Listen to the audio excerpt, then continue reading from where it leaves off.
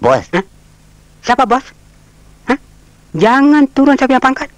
Saya driver juga. Bos dalam. Ya, baik driver. Hamid, aku nikahkan dikau dengan Lizah binti Sapar dengan mas kahwin sebanyak RM40 tunai.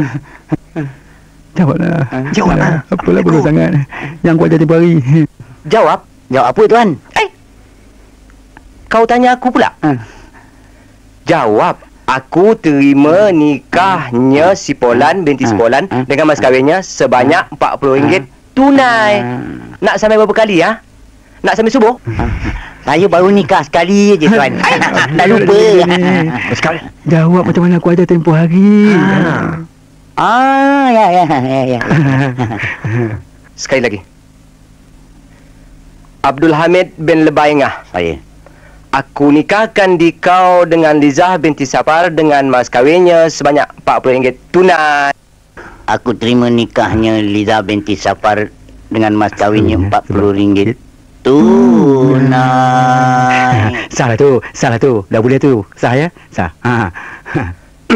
Cik Ahmed, Saya. mengikut tanggungjawab seorang suami terhadap isterinya, Ya.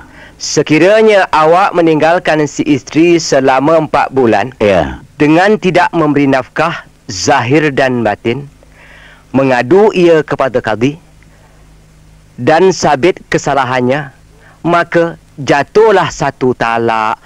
Faham? Faham tuan. Tapi saya ni nikah temporary. Cakap. Nikah apa pula tu? Tak pernah aku dengar. Begini tuan. Nanti saya Nanti. Tuan. Tadi tuan kata dah sah. Amin ni tak tahu nak bercakap. Maksud Amin, rumah tempat itu rumah yang dia duduk ni sekarang ni tuan. Tu